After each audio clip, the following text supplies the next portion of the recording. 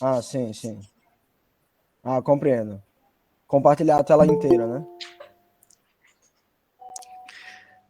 Provavelmente, porque aí vai ficar mais fácil para você. Só Estão conseguindo ver? esse ajustezinho. Ô, Bruno, e você tá onde? Agora, Tá na próximo. França ou tá no Rio? Ok, muito obrigado. Eu estou na França. Imaginei. Aqui são 6 horas, ainda bem. Horário bom. Bonsoir. Muito, desculpa. Bonsoir. Conseguiram ver? Bonsoir. Sim. Conseguimos ver sim, Yuri, muito obrigado. Bom, se você puder parar então de compartilhar, Yuri, eu te agradeço por um instante, só para a gente poder fazer o início oficial desse nosso encontro. Bom, vamos ao início então, né? Eu queria dar as boas-vindas a todas e todos ao 12º Congresso Brasileiro de Gestão de Esporte. É um privilégio para mim, sou o Christian Munayer, um privilégio para mim estar nessa sessão, mediando esse nosso encontro. E é um encontro com muita potência nas apresentações, nos conteúdos, nas abordagens. Eu tive o prazer já de ver os resumos estendidos dos trabalhos. Essa sessão ela é avaliada pelo professor Dr. Ari Rocco Júnior, é uma das pessoas às quais eu mais presto atenção no que produz, no que fala, no que escreve a respeito da gestão do esporte. E nós damos, então, início a essa sessão com as apresentações dos trabalhos. Parabéns a todas e todos que tiveram trabalho aprovado. A sessão ela conta com 15 minutos de apresentação. Eu tenho a tarefa de ser o guardião desse horário. Peço desculpas, porque eu vou, no minuto, faltando 3 minutos, dar um comando de voz falando que faltam 3 e mais um falando que falta 1. Quando eu falar que falta 1 minuto, eu peço que você, se estiver muito para trás, que acelere o máximo possível para poder entregar no horário, porque os seus 5 minutos estarão garantidos de debate sobre o seu tema. Combinado? A primeira apresentação, então, nós podemos seguir a ordem que está no nosso programa. Então, só para poder falar dessa primeira apresentação, deixa eu acionar aqui o que nós temos para hoje. O material é muito rico. Vamos ver aqui. Muito bem. Vamos lá.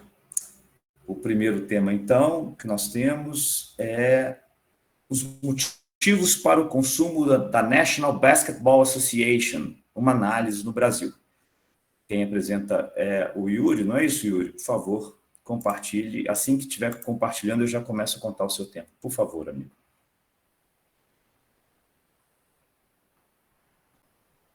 Me escutam bem? Sim. Todos estão vendo? Sim. Bom, então vou começar aqui também. Ok. É um prazer estar aqui, né, no 12º Congresso Brasileiro de Gestão do Esporte. É uma honra para mim poder representar o meu grupo de pesquisa e a minha universidade nesse evento de tamanha significância.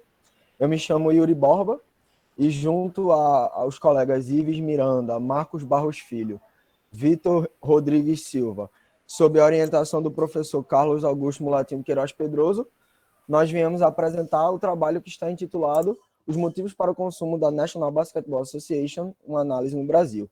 Somos oriundos do grupo de pesquisa de gestão de esporte e gestão da Universidade de Pernambuco, o GEQIP.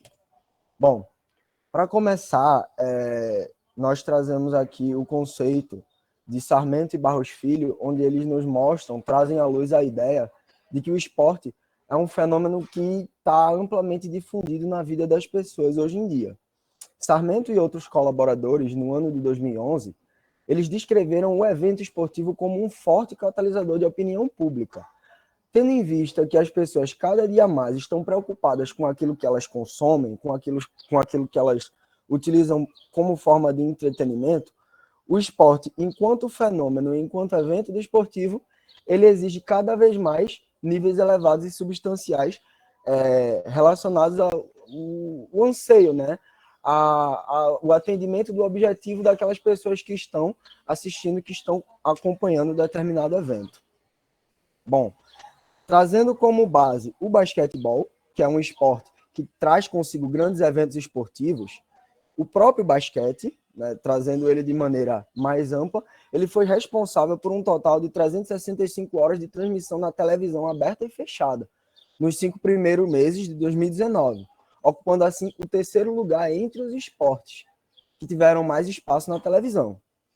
E afunilando mais um pouco essa ideia do basquetebol e trazendo como exemplo um grande evento esportivo, a final da NBA, tendo como base o jogo 5 da final da temporada de 2018-2019, naquela época, esta partida registrou a maior audiência de um jogo da NBA no Brasil em toda a história, né? E além da elevada audiência, o assunto figurou os trending tops no Twitter, mostrando assim um espantoso interesse do telespectador brasileiro pela NBA. Isso são dados do Ibope Repcom e do Cantar Ibope, respectivamente.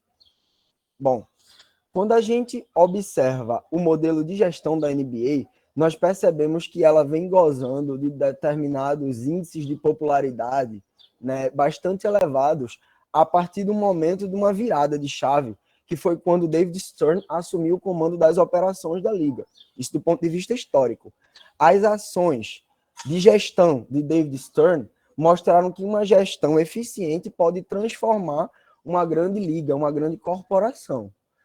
David Stern implementou várias medidas na NBA, entre elas a política antidrogas, que fez com que a imagem dos atletas melhorassem para com o telespectador, e implementou ações de marketing, desenvolvimento de negócios, facilitação no licenciamento, na criação de eventos especiais, fazendo com que a NBA se transformasse no que Hatem vem a dizer que é a liga, uma das ligas com um grau de globalização mais alto dentre todas as ligas no mundo.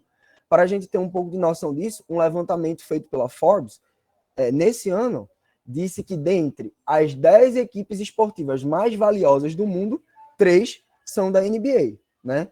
Essas 3 equipes aí figuram entre os top 10 de todas as equipes esportivas mais valiosas do mundo.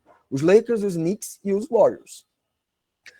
Trazendo como base a NBA sob o olhar da China e do Brasil, Gal 2018, no seu estudo de mestrado, e Menefee e Casper 2011, eles abordam diferentes questões sobre a NBA.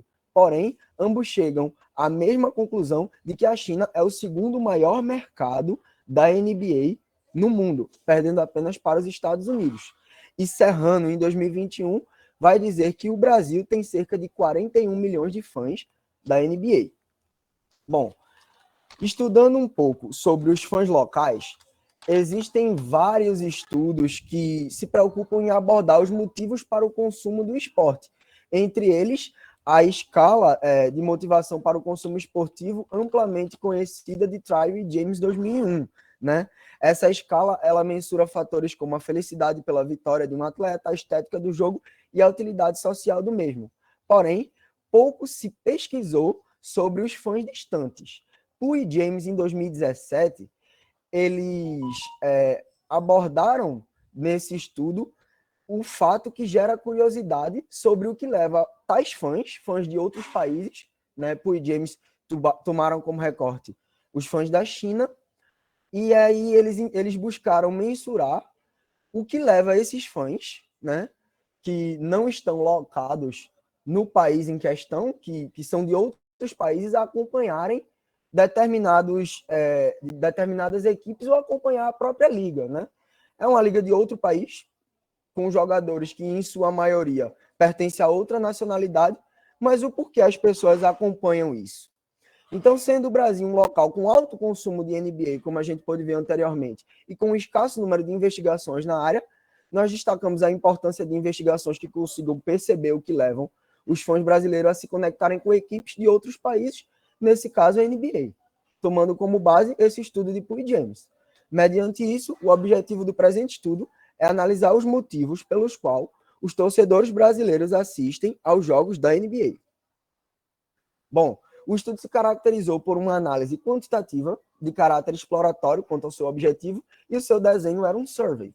O instrumento em questão foi um instrumento adaptado tendo como base o questionário de Biscaia, Correia e Rosado 2011, que mensurou a presença de público de forma presencial nos jogos de basquete na Europa, em Portugal, mais precisamente, e o estudo de Pui James, que foi citado anteriormente. As variáveis que foram mensuradas nesse estudo foram essas 11, a realização vicária, que diz respeito ao sentimento de pertencimento à equipe, né? Você ficar feliz quando a equipe que você torce vence. A família, no que diz respeito a passar um tempo com os seus familiares quando você assiste aos jogos da NBA. O conhecimento no jogo, né? Que é o conhecimento sobre aspectos mais aprofundados, como técnica, tática e estatística. O drama, que diz respeito à dramaticidade oferecida pelo jogo, você assistir aquela partida pela possibilidade dela ser decidida no último arremesso, no estouro do relógio. O escape, que é o fato de você fugir da sua rotina do dia a dia ao assistir aos jogos.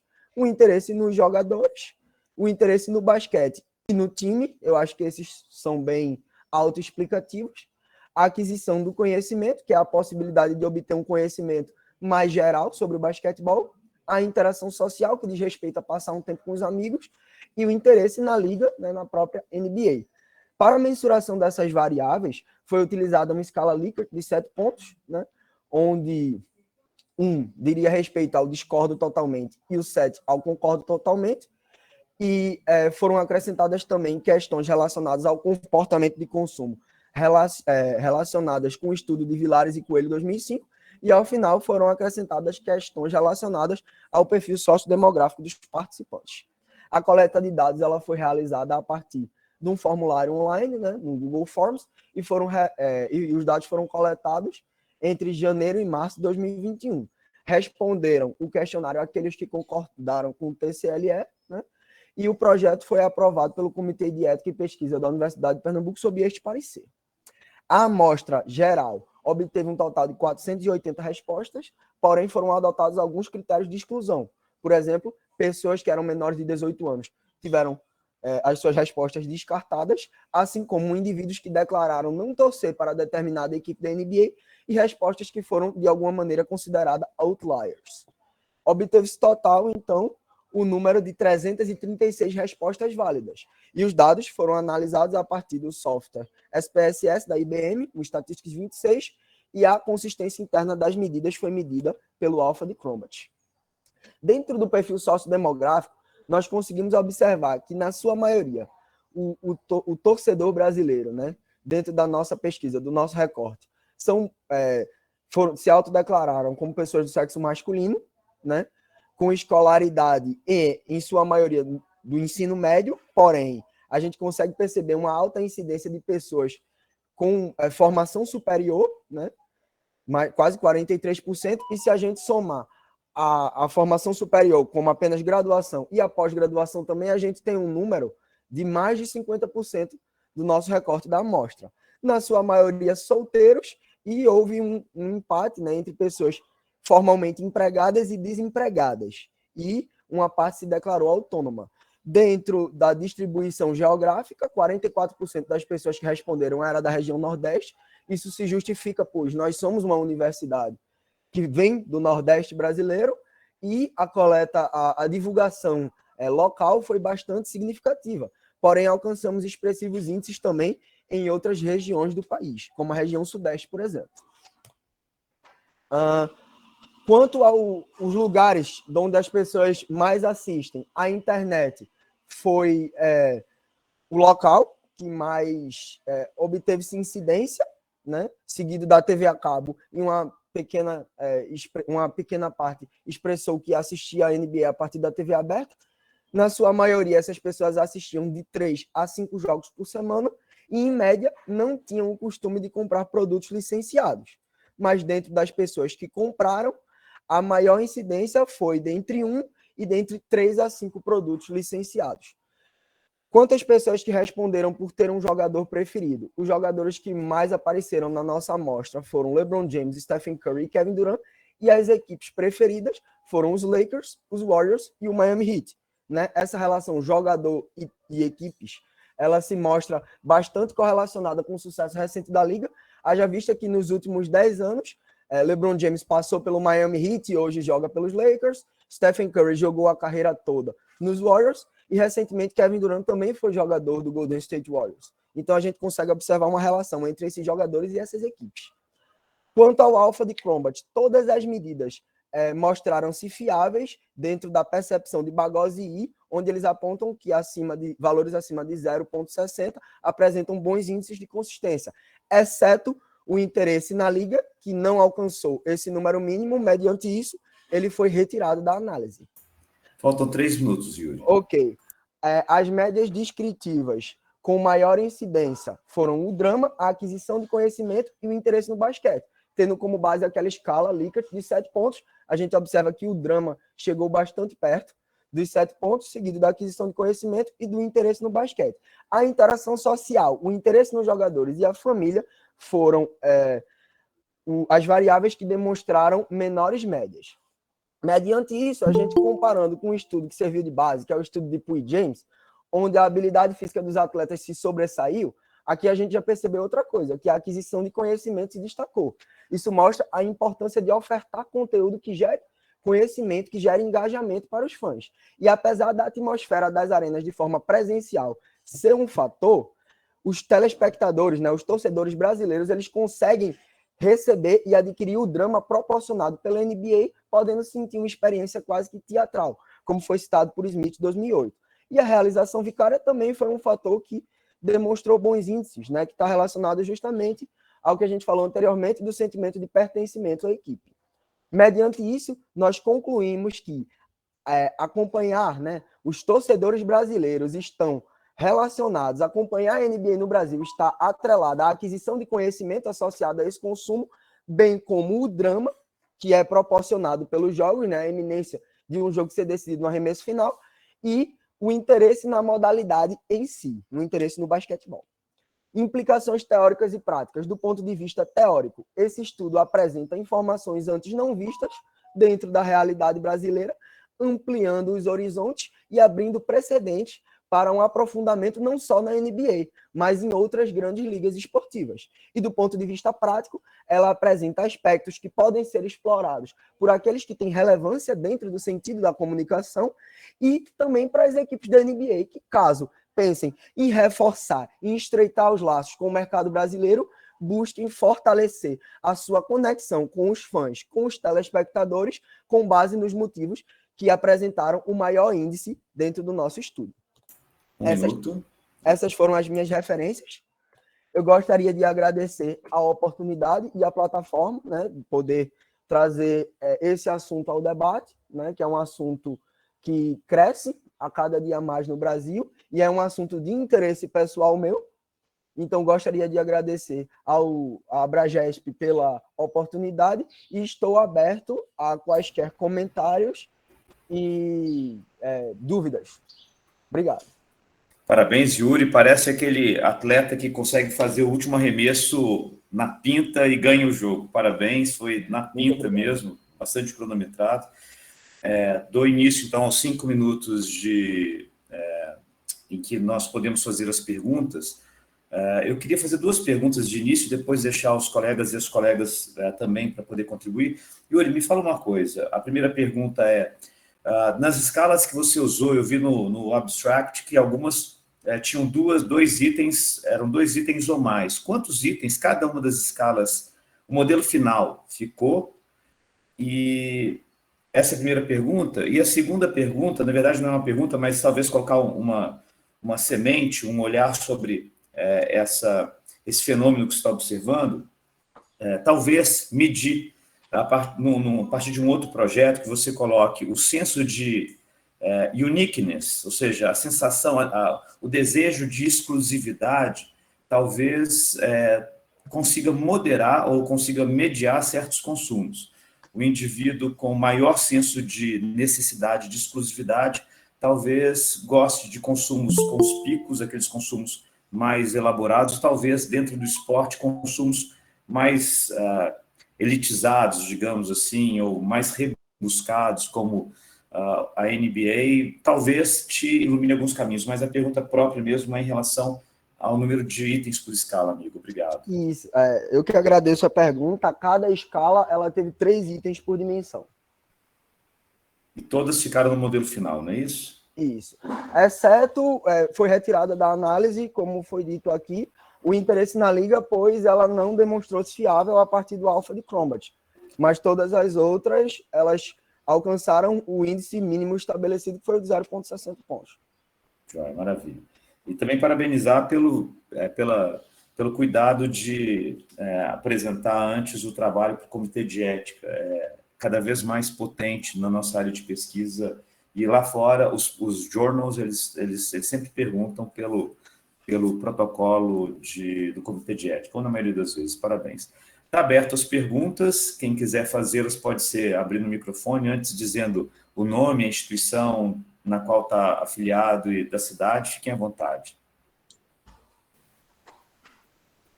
Posso perguntar? Opa. Deve?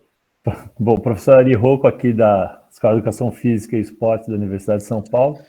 O Yuri, só uma pergunta. Desses modelos que vocês usaram aí para coletar o instrumento, vocês fizeram algum tipo de adaptação cultural? Porque Portugal é uma coisa, São Paulo, Brasil, né? Pernambuco é outra, a região é outra.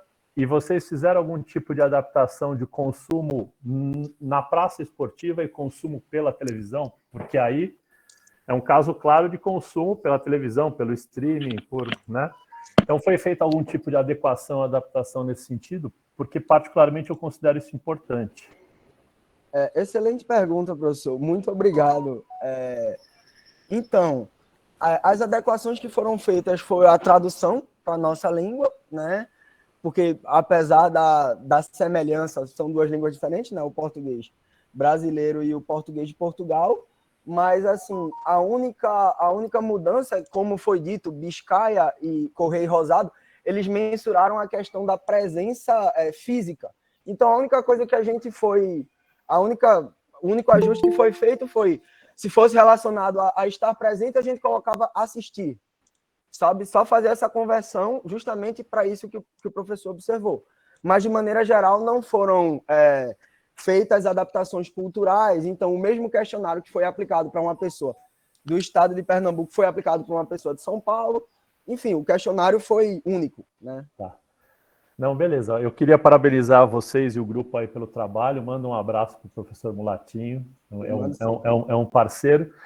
E assim, a impressão que eu tenho é que se a base dos respondentes majoritariamente estivesse em São Paulo e Rio, eu acredito que o interesse pela Liga seria maior do que, por exemplo, em Recife, porque aqui a NBA, em São Paulo e Rio, até onde eu sei, a NBA faz um trabalho corpo a corpo grande com o público brasileiro, né? As ações NBA Halls, né? Tem uma série de ações NBA que criam essa vinculação, tá? Mas eu acho só importante, se vocês forem aprimorar esse trabalho, e eu acho que vocês devem fazer isso, tentar pensar um pouco no consumidor não presencial, porque é o consumidor que vai consumir pela mídia eletrônica, vamos dizer assim, né? Internet, TV, etc., streaming, etc. e tal, tá? Mas, de resto, parabéns aí para vocês e faço voto, Yuri, que você continue com esse seu interesse pelo consumo desse tipo de produto pelo nosso público aqui.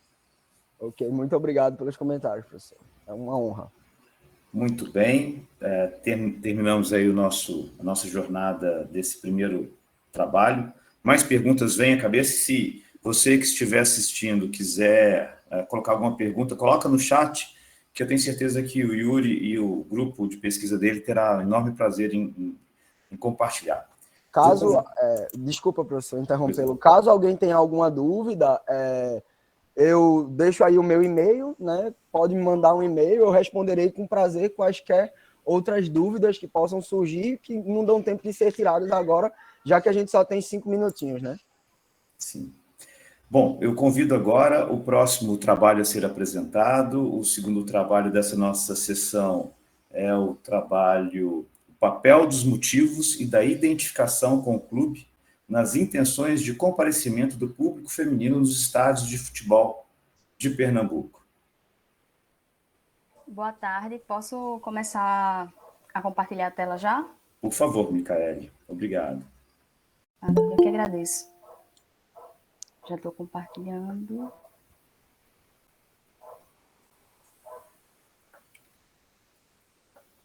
Por favor, só me dá um feedback quando aparecer Apareceu. a tela em compartilhamento. E agora também já apareceu no modo apresentação. Boa apresentação.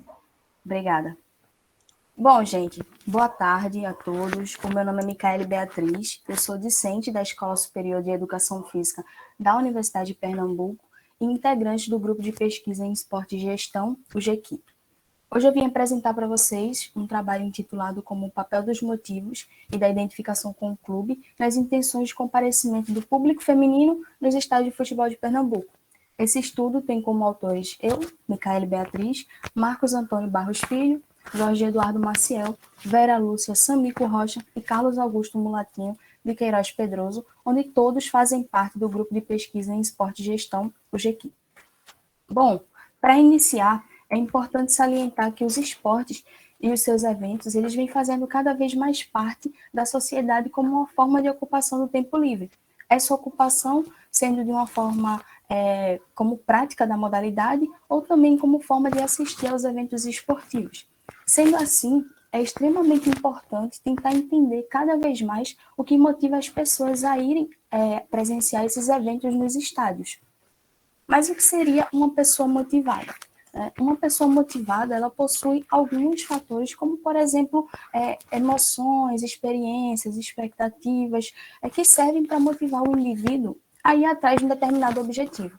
Então, colocando no contexto da nossa pesquisa acerca do futebol, é uma pessoa que possui uma experiência positiva em um jogo, ela tende a querer sentir novamente essas emoções positivas que aconteceram durante o evento, durante a partida. Então, sendo assim, ela tende a querer ir novamente ao estádio e ter todas essas sensações. Com relação às pessoas que nunca foram aos eventos esportivos, elas podem querer ir, por exemplo, por questão de publicidade, é uma coisa bem forte, como também por experiências de terceiros, como, por exemplo, amigos, familiares que foram aos eventos esportivos e que acabam motivando, né, a pessoa a ir aos eventos mediante as suas experiências anteriores. Entretanto, né, alguns estudos eles apontam que existe uma diferença no que diz respeito ao que motiva os homens e as mulheres a presenciarem os eventos esportivos. Então, alguns estudos apontam que os homens gostam mais da competição em si, enquanto as mulheres, para além dessa perspectiva, elas gostam muito de ir aos jogos para socializar com a sua família, socializar com outros torcedores que estão no dia do evento e afins, né?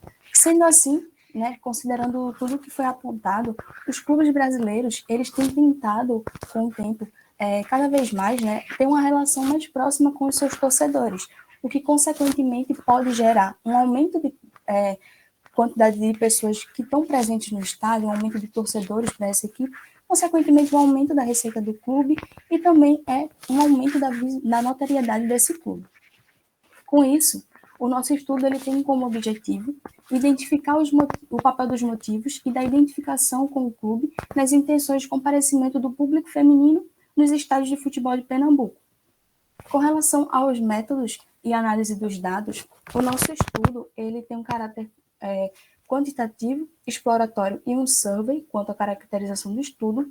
A coleta ela é não aleatória por conveniência e ela ocorreu dos meses de janeiro a março de 2021. Ela ocorreu por meio das mídias sociais. Então, nós coletamos esses dados divulgando em Twitter, Instagram e também no Facebook. O Facebook foi um dos carros-chefe da nossa coleta. Então, a gente entrou em grupos de torcedores, grupos dos clubes, e conversou com o administrador do grupo para tentar explicar um pouco da nossa coleta, fazer ele entender um pouco do que a gente estava estudando, dizendo que a gente era de uma universidade que tinha esse interesse em pesquisar acerca desse ponto que está sendo apresentado. E caso eles dessem uma resposta positiva para a gente conseguir divulgar a nossa pesquisa, nós tínhamos um texto explicando um pouco e um link, que era o link que as mulheres, elas, caso estivessem interessadas, acessavam e tinha o termo de consentimento livre esclarecido e algumas outras informações. E caso elas estivessem de acordo, elas assinalavam que sim, estavam de acordo e prosseguiam para a parte do questionário propriamente dito, né? Com relação à nossa amostra, nós conseguimos obter 246 mulheres, né, no total na nossa amostra, e essas mulheres elas são pessoas que torcem por algum clube do estado de Pernambuco, e que, para além disso, já participou de pelo menos um jogo no estádio, já foi para pelo menos um jogo no estádio desse clube que ela torce.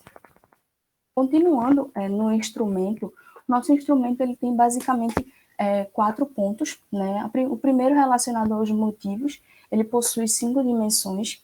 A dimensão social, ou seja, a questão de socializar com outras pessoas durante o jogo, durante o evento. O escape, na perspectiva de sair da rotina, da questão do dia a dia. A atração física, que nós consideramos como ir aos jogos por interesse em um jogador. A mídia, ou seja, publicidades em tanto mídias sociais como tradicionais, ou seja, TV, rádio e as redes sociais, e também o drama, que era gostar de ir aos jogos por causa da questão do drama do jogo, de eventos de mata-mata e afins. Cada item desse possuiu, cada dimensão dessa possuiu 3 itens, totalizando assim 15 itens nessa parte dos motivos, e foi adaptado do estudo de Trey e James em 2001. Com relação ao segundo ponto, sobre a identificação com a equipe, e o terceiro ponto, acerca das intenções de comparecer aos estádios, que é a ICE, nós tivemos 3 itens em cada dimensão, e totalizamos assim 6 itens, que foi adaptado do estudo de Rocha e Fleury em 2017. No último ponto, foi a questão da caracterização dos dados demográficos da amostra, e nós fizemos essa pesquisa mediante a escala Likert de 7 pontos, onde 1 é discordo totalmente e 7 concordo totalmente. Continuando, né, com relação à análise dos dados, nós analisamos pelo software IBM SPSS Statistics 24 e foram realizadas análises descritivas, a fiabilidade dos dados por meio do alpha de Crombat e a regressão linear múltipla, considerando assim um nível de significância estabelecido de P menor que 0,05.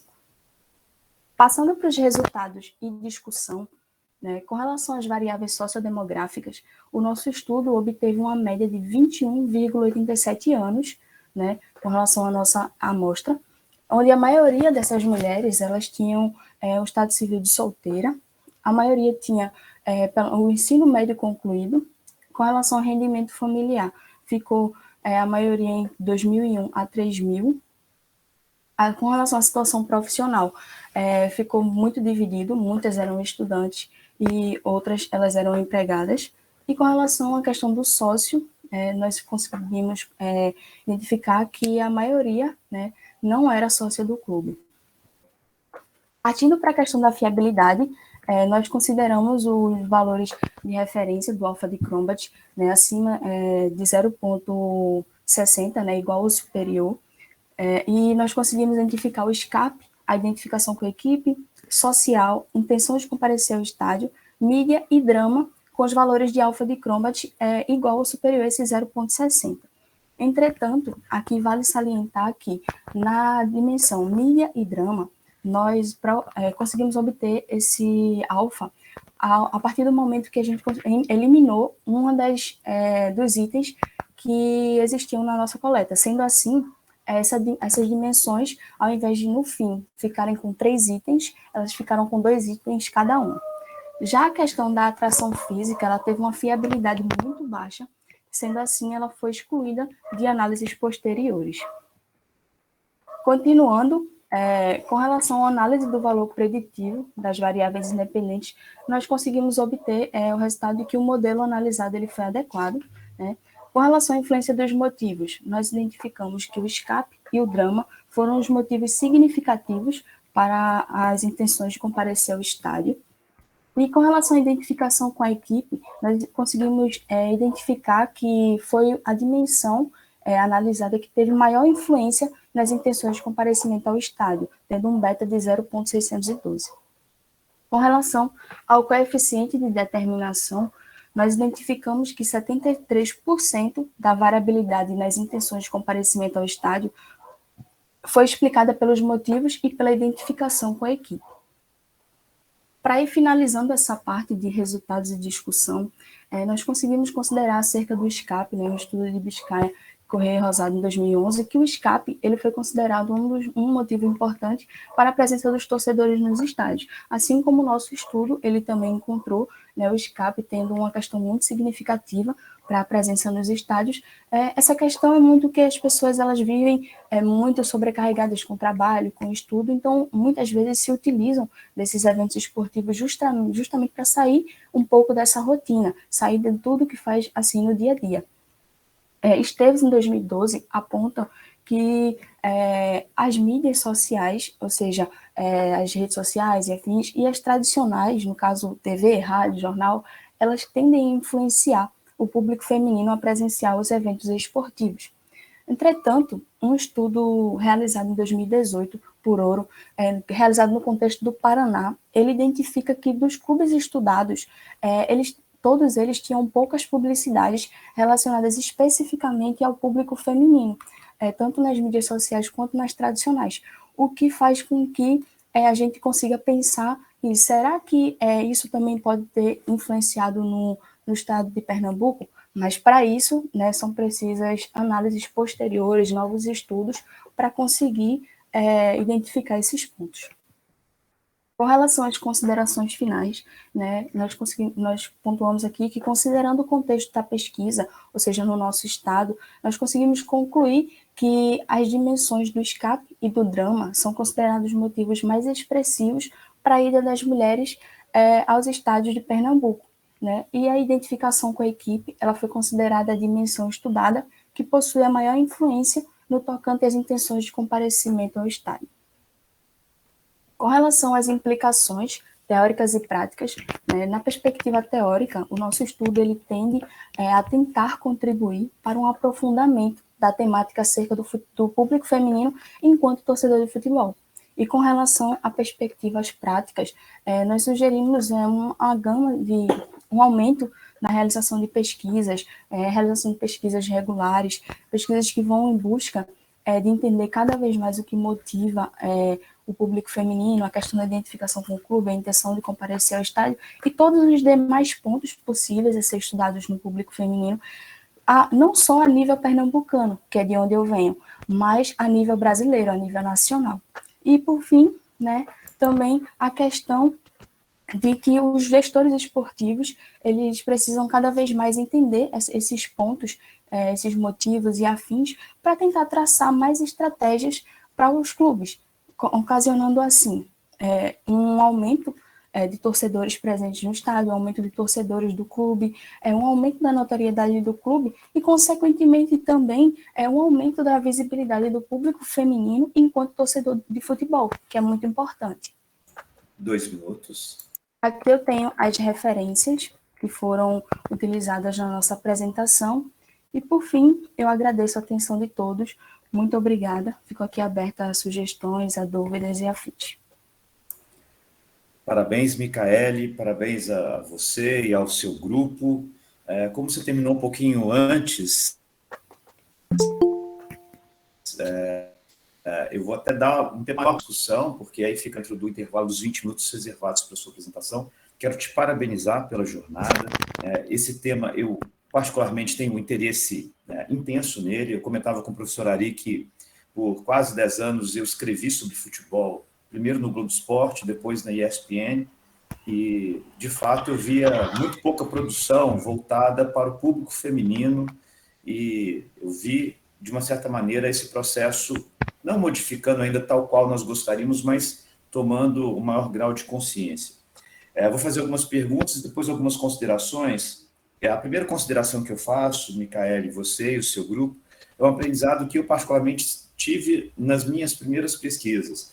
Quando eu vou a campo com 3 atributos para poder medir um construto, eu posso acabar não tendo um construto, porque, segundo a boa literatura, quando eu tenho 2 ou 1 item para poder medir um construto, eu tenho uma fragilidade na análise daquele construto. Então, a minha recomendação é sempre a gente ir para campo com 4, 5, 6 itens, porque 1 ou mais podem cair na hora das análises de confiabilidade, de análise também da sua do seu potencial de mensurar o fenômeno, né? Essa é a primeira sugestão. E aí, até contribuindo com o que se nos pede, né, mais pesquisas a respeito, essa é a segunda consideração. Essa relação do indivíduo, né, da torcedora, do torcedor com o seu clube, é um fato que está dado, que está posto, né? Ou seja, eu consumo aquilo que eu tenho uma autoidentificação maior. Mas quais seriam as barreiras, em especial para a mulher, e aqui eu não quero cometer nenhum mansplain, vocês estão no lugar de fala, são vocês que podem dizer, mas quais seriam as barreiras para as mulheres irem aos estádios? Eu andei pensando sobre isso, eu quero pesquisar esse tema, né? E talvez o medo do assédio seja um elemento que possa moderar essa motivação, esse desejo de... E aí uma contribuição, vou colocar já no chat para vocês. Tem uma escala de medo, que foi 2020, que eu usei para medo de investimento em bolsa no exterior, eu usei na origem, que era medo da Covid, ela foi construída para o medo da Covid.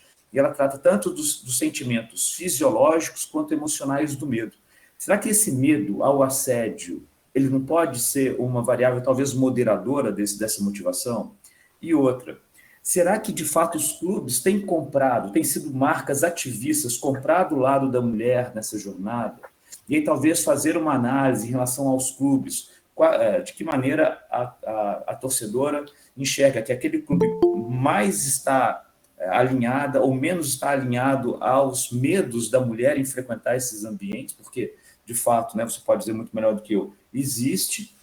Então, será que o assédio não seria um elemento potente para poder moderar e talvez até mesmo construir estratégias para os clubes de lidar com esse medo, para que nós tenhamos uma maior participação da mulher? Então, essas são questões que eu trago para você. E parabenizar mais uma vez pela contribuição, que ela é muito potente. Parabéns mesmo. Obrigada, professor.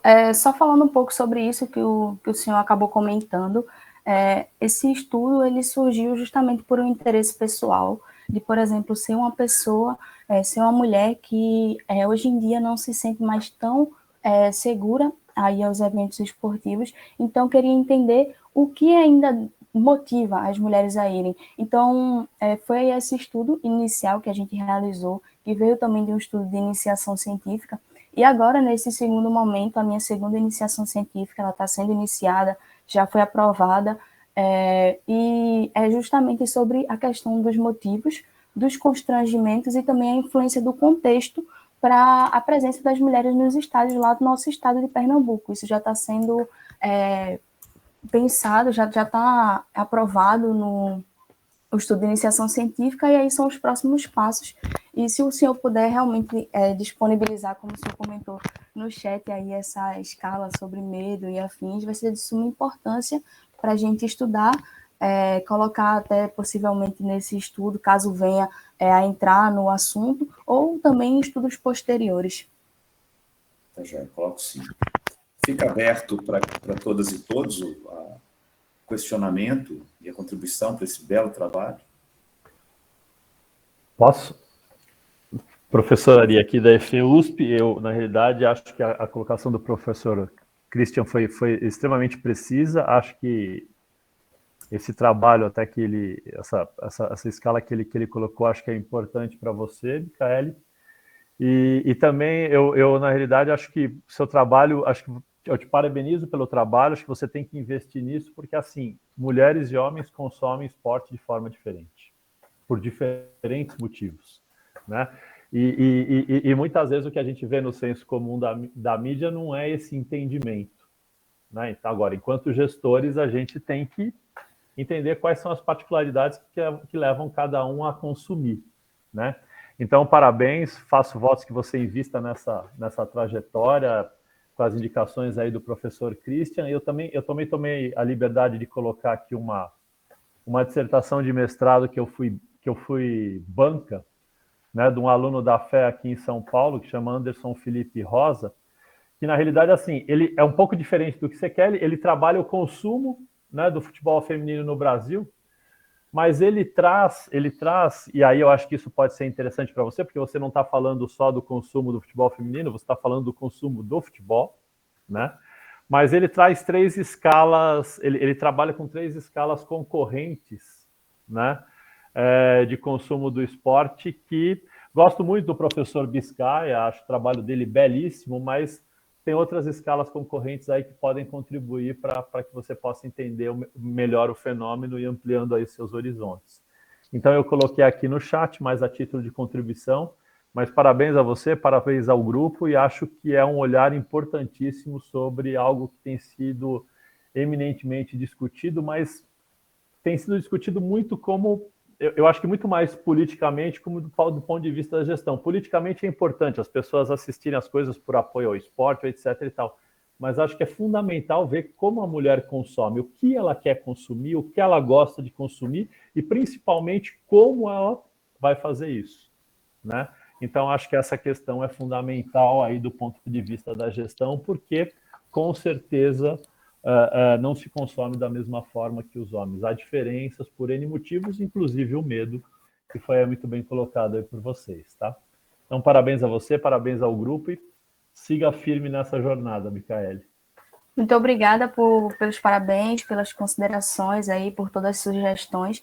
Com certeza eu vou pegar tudo que foi colocado tanto na fala aqui quanto no chat, para aprofundar cada vez mais, e realmente só tenho a agradecer a todo mundo que está aqui e também a organização do evento. Muito obrigada. Muito bem. Vamos agora para a próxima apresentação, a influência dos motivos para acompanhar a Liga dos Campeões da Europa sobre as intenções comportamentais. Por favor. Boa tarde, estou aqui. Deixa eu compartilhar a tela. Pois não.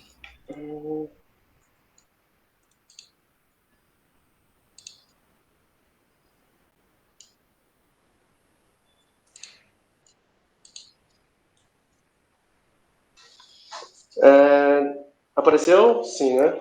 Sim. Uhum. Bom, posso começar? Por favor. Primeiramente, boa tarde. Eu me chamo Victor Rodrigues Silva. Gostaria de cumprimentar todos os colegas aqui presentes e agradecer ao CBGE pela oportunidade de apresentar o nosso estudo, que tem como título A Influência dos Motivos para Acompanhar a Liga dos Campeões da Europa sobre as Intenções Comportamentais. Tá? Além de mim, fazem parte desse estudo Jorge da Silva, Rafael Cupertino, Marcos Barros Filho e Carlos Augusto Mulatinho. Bom, a gente começa falando sobre os eventos esportivos, tá? Que é uma das principais engrenagens da indústria do desporto, tá? O que, tendo o futebol como principal agente, a modalidade que mais gera retorno financeiro, que mais gera receita para as organizações esportivas e para os seus stakeholders, tá?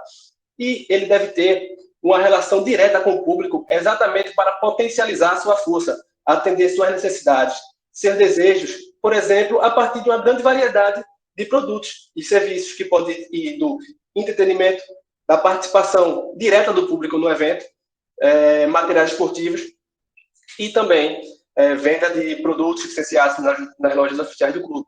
Tá? E um exemplo, uma demonstração desse forte impacto econômico que o futebol proporciona, as principais ligas europeias na temporada de 2018, a Liga Espanhola, a Liga Inglesa, a Liga Alemã, a Liga Italiana e a Liga Francesa, a Big Five, arrecadaram cerca de 15,5 bilhões de euros, enquanto os principais clubes europeus, tá, que fazem parte dessas principais ligas europeias, somaram cerca de 9 bilhões de euros na temporada de 2019. Bom, e onde é que esses principais clubes competem entre si?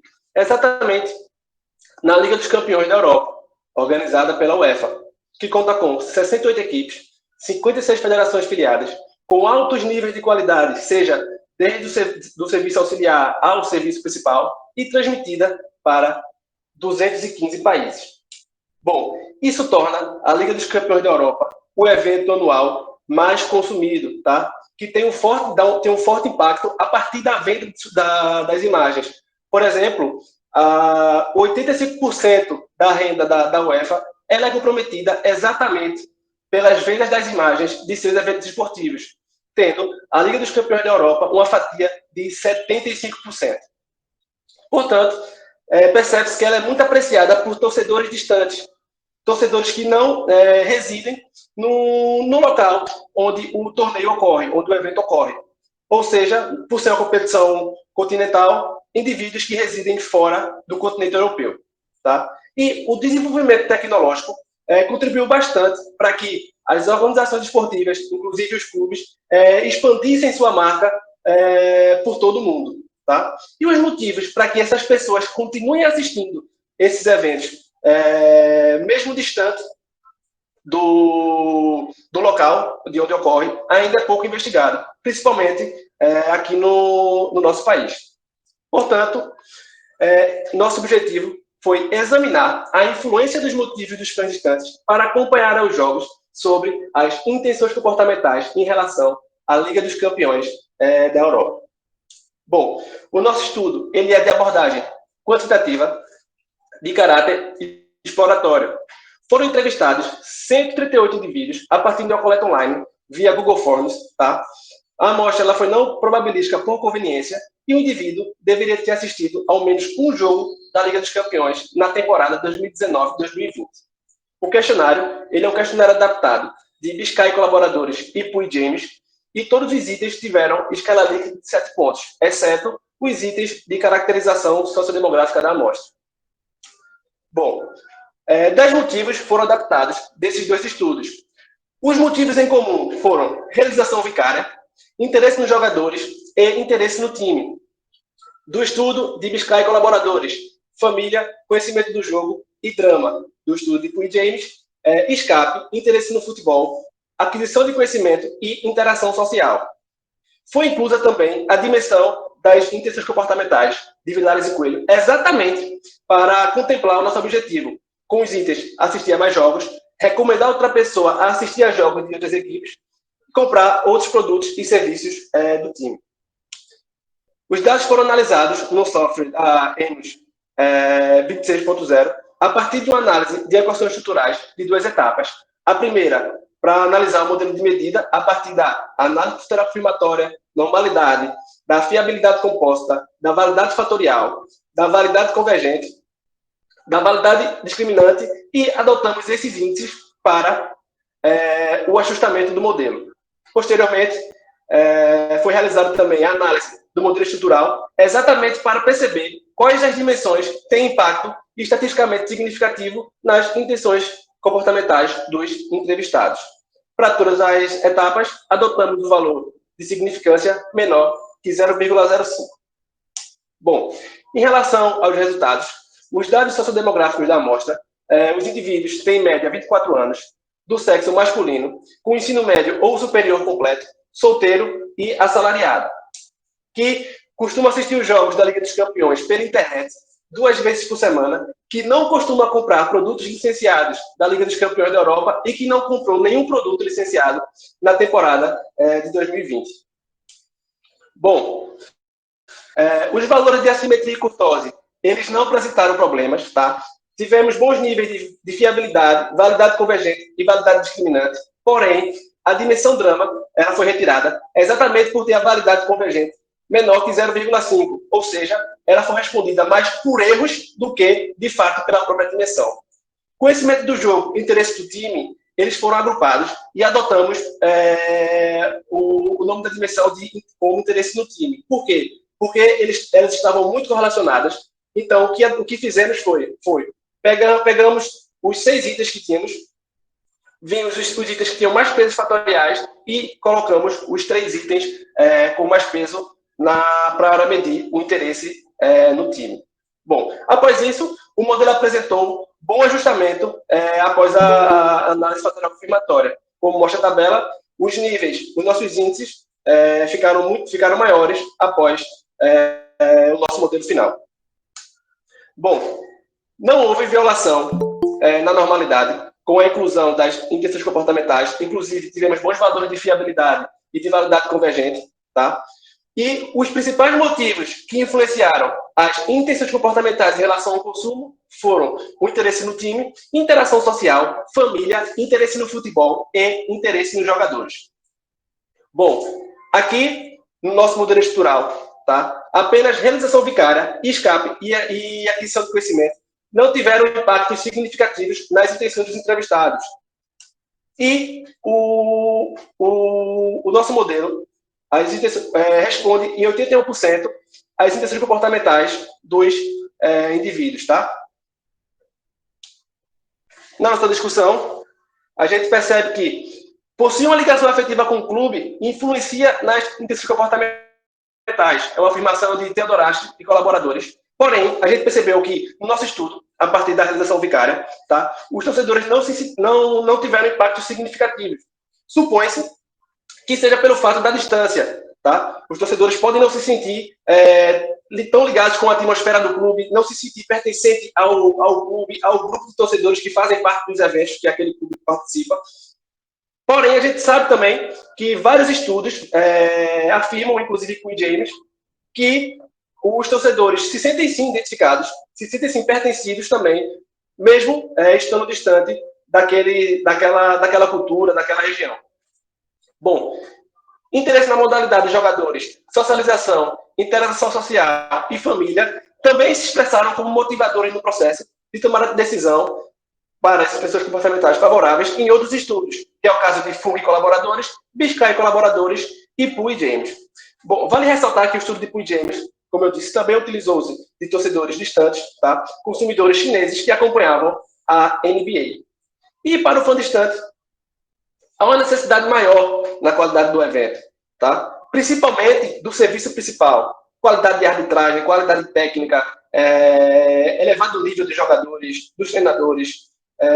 Isso influencia muito para que o espetáculo seja bem visto para quem está de fora e que ele continue tendo as intenções favoráveis em continuar assistindo aquele evento. Tá? Então, isso a gente percebe pelo fato da UEFA, da Liga dos Campeões da UEFA, ela reunir os principais clubes, os principais jogadores, os principais treinadores.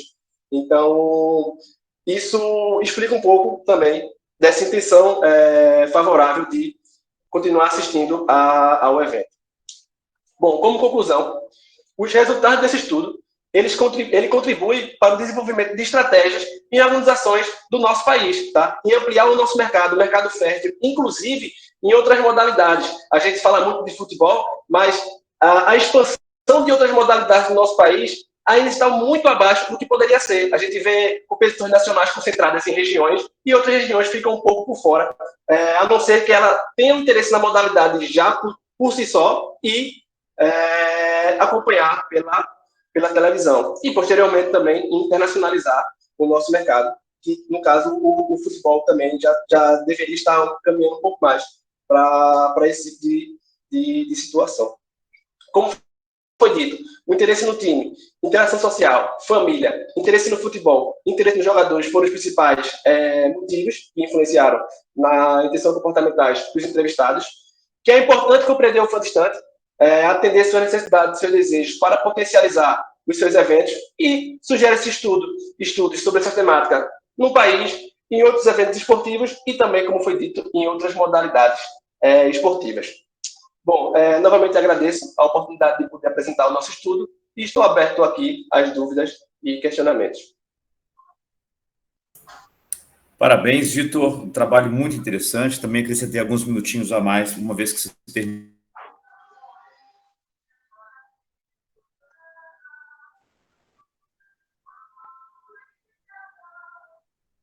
Muito interessantes. O seu tema, o fã distante, ele é interessante em vários contextos. Eu tenho pesquisado, eu publico agora em dezembro, numa revista chamada Podium, um artigo em que eu busquei entender os consumos desse fã distante em campanhas esportivas, campanhas de varejo de clubes. O Clube Atlético Mineiro, no ano passado, bateu um recorde de venda de camisas feita por um torcedor, naquele modelo de cocriação, e a gente tentou entender o que levava o fã distante a comprar uma camisa que tinha a ver com o clube da qual ele tinha um distanciamento físico. E aí a gente levantou questões que vocês também trazem, mas tem a ancestralidade, tem a territorialidade. Ainda que o indivíduo esteja distante, ele se auto-identifica com aquela região. Isso a gente poderia levar aqui para vários dos modelos que foram apresentados nesse nosso encontro de hoje. Mas ainda dentro da sua apresentação, eu faço assim, uma ponderação, um olhar sobre o que levaria o indivíduo a consumir algo que ele nunca, de fato, experienciou. Uma ida, por exemplo, num jogo de Champions. Eu pude ver no Estádio da Luz uma vez, uma oitavas de final. E é um espetáculo, a experiência é muito rica. Então, quando a gente pensa em lealdade comportamental, que é a recompra, ela tem a ver com qualidade percebida, tem a ver com awareness, com a consciência da existência daquilo, e tem a ver também com a associação à marca, a personalidade de marca. E aí a minha pergunta não tem a ver com o seu trabalho, mas tem a ver com o fã distante. Será que o fã distante, ele escolhe um time de ponta, como vocês mesmos colocaram, que tem a ver com a qualidade, com a entrega do espetáculo especial do time? Talvez, quanto maior o medo ou a aversão a risco que o consumidor tenha, mais talvez ele escolha aqueles times que mais vencem, ou seja, aquele clube que vai ter menor possibilidade de passar algum perrengue com aquele time. Era uma provocação que eu queria fazer. Será que tem a ver com aversão a risco? Porque eu sou torcedor de um time que não ganha 50 anos, mas isso tem a ver com a minha territorialidade. Quando eu tenho a oportunidade de escolher um time de longe, distante, que não tem a ver com a minha territorialidade, não tem a ver com a minha ancestralidade, será que eu escolho esse time também por aversão a risco? Eu escolho aquele que eu sei que vai ganhar?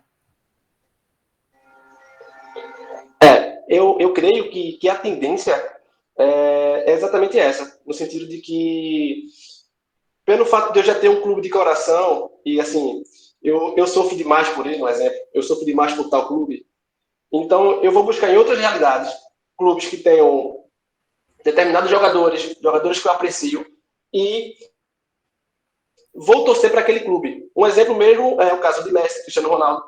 O quanto que os torcedores migraram de clube para clube, a partir do momento que esses torcedores, esses jogadores, desculpe, trocam de equipe. Na NBA acontece muito isso também.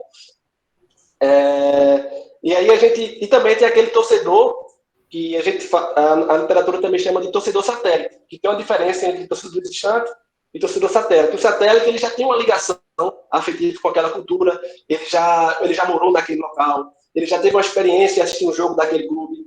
Então, tem esses dois casos.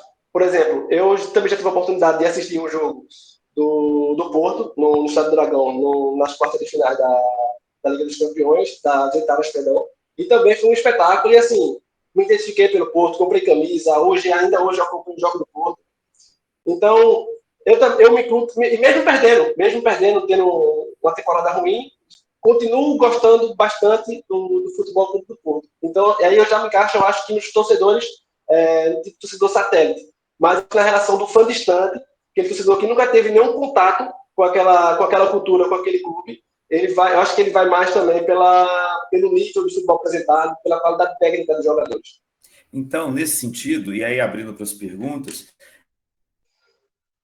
é que eu estava pensando, primeiro eu queria distinguir o fã distante e o satélite e mensurar, talvez, do distante, a questão da aversão a risco. E aí, quando a pessoa tem uma identidade com o jogador em específico, e por isso ele escolhe, os atributos desse jogador podem ser técnicos, potentes, mas também, e obviamente consonantes a eles, o capital social do indivíduo, ou seja, quais são as bandeiras que ele levanta, naquilo que ele acredita, pensando em consumos, tá certo? Pensando em marcas, as marcas ativistas, a tal da associação da marca, ou brand personality, a personalidade da marca é um elemento importante para triangular, junto com a qualidade percebida e a consciência da marca, para a lealdade comportamental, para a recompra, para a atitude de recompra. Então, ficam aí duas dicas, talvez, se você quiser analisar, a aversão a risco e capital social como elementos importantes. Aversão a risco, para escolher um clube, quanto maior a aversão a risco, maior a escolha de clubes que mais vezes foram campeões, e numa outra, o papel do capital social do jogador para o indivíduo escolher um clube com o qual ele não tem nenhuma ancestralidade, nenhuma territorialidade, mas para onde vai aquele jogador, ele transfere esse traço de sentimentos para esse outro clube. Parabéns pela apresentação. Vou deixar aqui aberto para as perguntas, nós temos 2 minutos. Eu tenho uma pergunta. Vitor, parabéns pela sua apresentação, muito interessante. qual a sua opinião relacionado a, se algum dia você resolver estudar Copa Libertadores, o mercado sul-americano,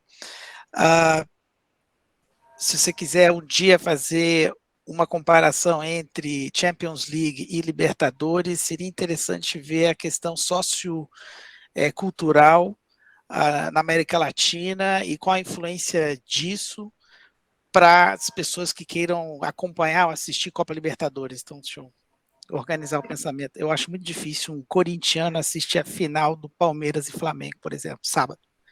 Mas é muito mais fácil qualquer brasileiro acompanhar a equipe Barcelona, Real Madrid, né? Então, se a Copa Libertadores ela quer se internacionalizar com torcedores brasileiros que estão no exterior, ou então vender esse produto para fora, como é que ela vai lidar com isso? Qual a sua opinião relacionada a isso? Bom, eu talvez assista para dar aquela secada, né? Claro. Que é de lei, para quem é igual. Mas eu acho que, assim, eu penso que o primeiro ponto que deve ser feito é melhorar, de fato, a qualidade do evento.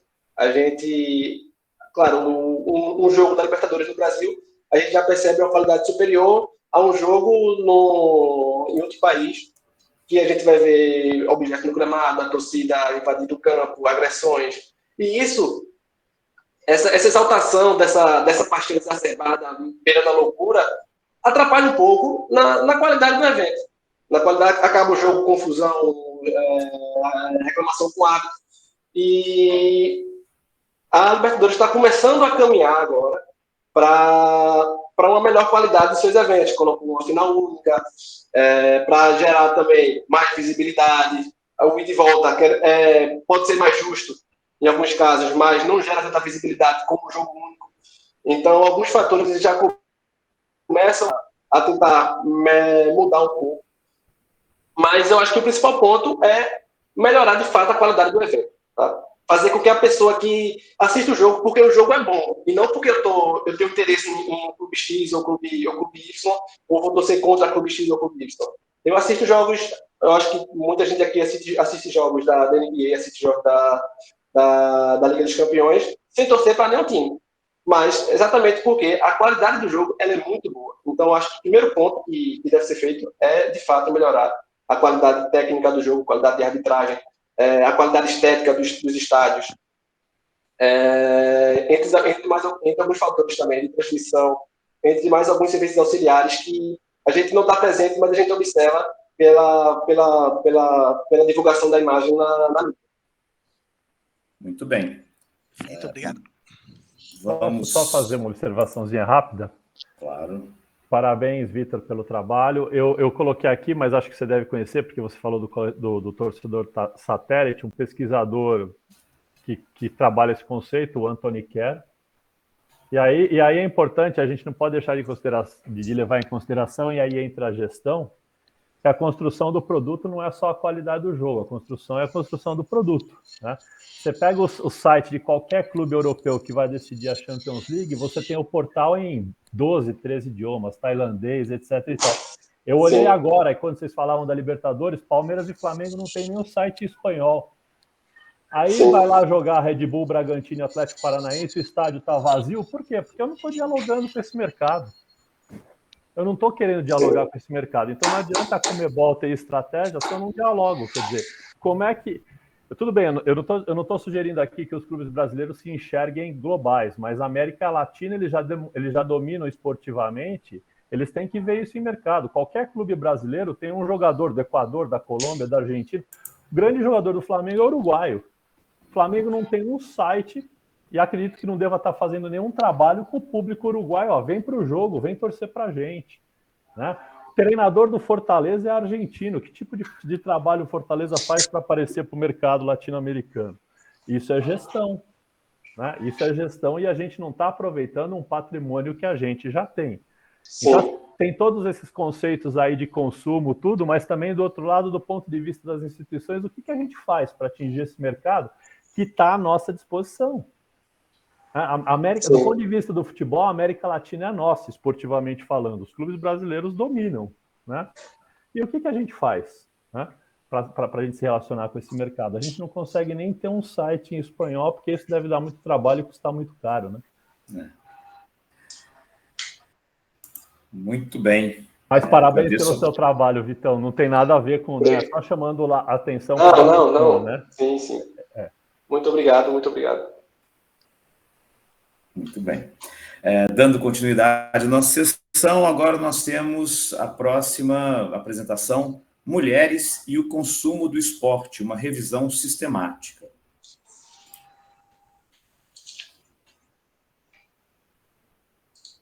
O Vitor ainda está apresentando a tela dele. Agora é você, Ana? Sim, sou eu. Vou compartilhar minha tela só um bocadinho. Ótimo, pois não.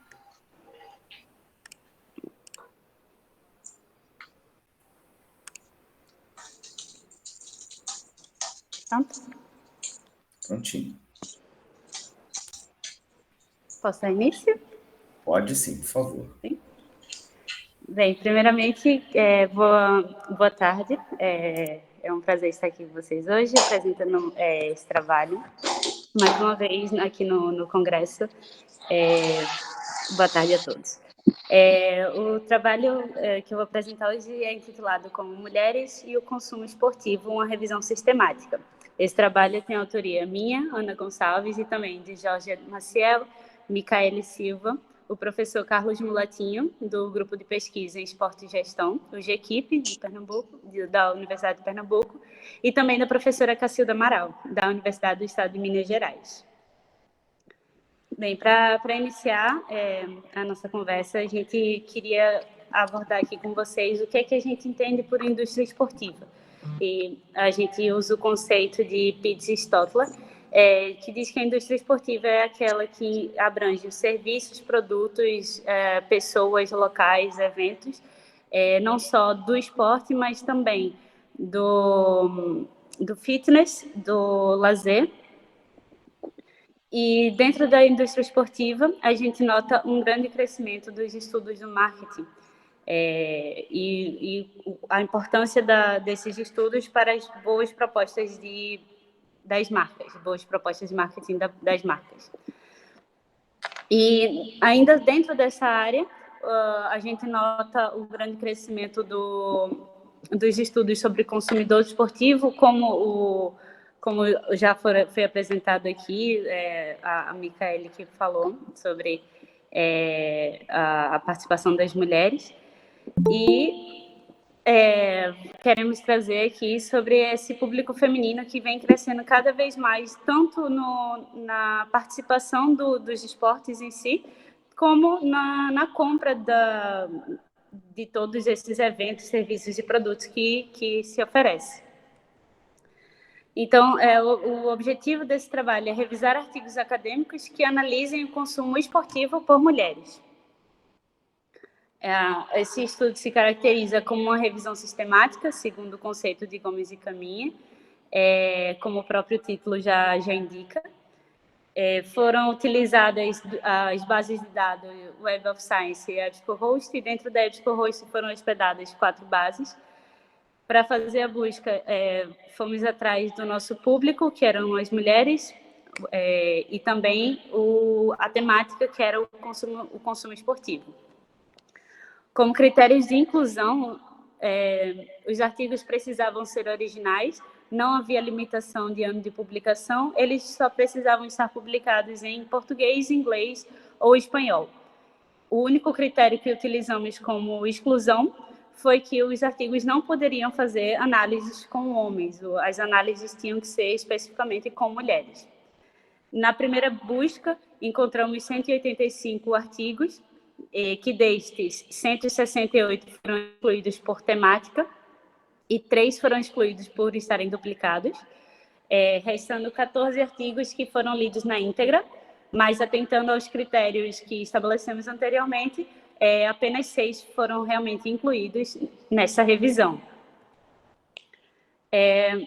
Para mostrar os resultados para vocês, separamos em 2 partes. Nessa primeira parte, são 3 artigos que trouxeram como metodologia as entrevistas semi-estruturadas. Também todos os 3 foram publicados em revistas de gestão esportiva e publicadas no ano de 2015, 2018 e 2019. Cada um deles foram artigos tratados no contexto norte-americano, um deles no Canadá, os outros 2 nos Estados Unidos. E eles tratam de consumos específicos, como, por exemplo, o consumo de mulheres fãs do esporte no Canadá. O outro vai falar sobre mulheres que são mães e outro que vai falar sobre o consumo de mulheres com o esporte, o futebol americano. Em seguida, mais 3 artigos. Desses três, 2 trouxeram como suas metodologias questionários.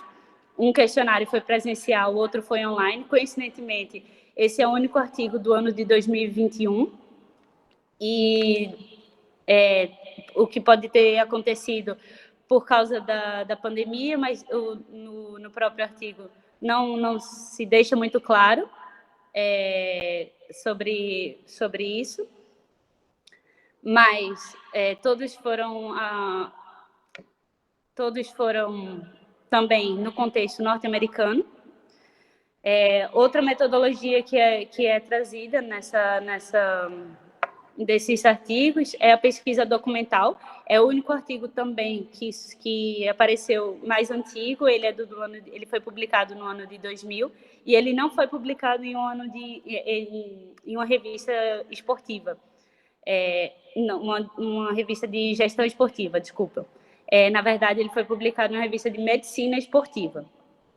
O último artigo que eu gostaria de falar é sobre esse, que é publicado no ano de 2021, que é publicado numa revista de roupas e moda, e vai falar sobre o comportamento de mulheres muçulmanas, o comportamento de compra de mulheres muçulmanas.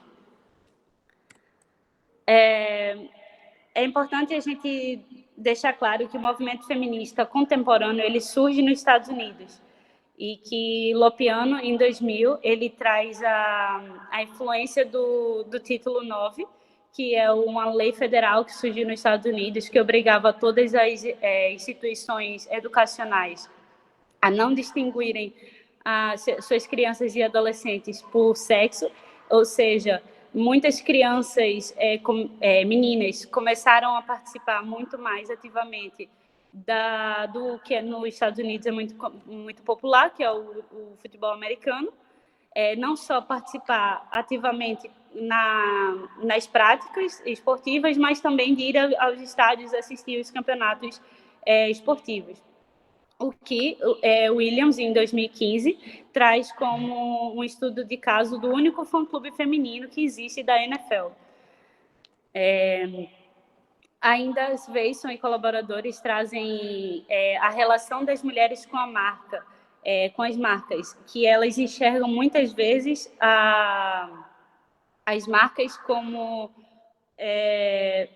olham para elas apenas de forma pontual e não querem vender, aparentam não querer vender para a mulher ao longo do ano, e sim em momentos pontuais. No caso, ele traz que as mulheres enxergam que muitas vezes só querem vender para elas no Dia das Mulheres ou no Dia das Mães, em 2 momentos específicos. Ao longo do ano, não se existe um tratamento com elas, não existe uma busca de vender para as mulheres.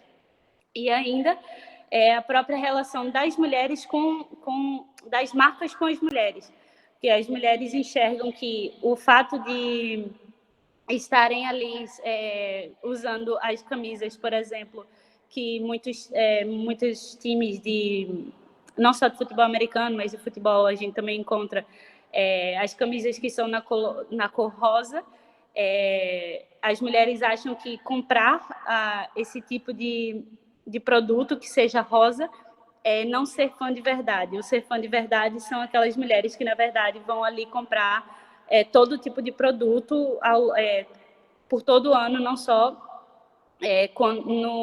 num dia específico. E isso é um retrato da falta de inclusão de características do universo feminino nas estratégias de marketing. Muitas vezes elas são tratadas apenas ali em situações pontuais, como como Braus centrais, as mães que consomem o esporte, ou como o Wang Hokin também trazem, sobre as mulheres muçulmanas, que atualmente têm tido maior poder de compra no mundo esportivo, porque as empresas atualmente têm se preocupado muito mais, sim, em preparar roupas que se adequem ao universo da religião delas, e não se preocupam em vender as mulheres como consumidoras. Então, trazemos aqui como considerações finais.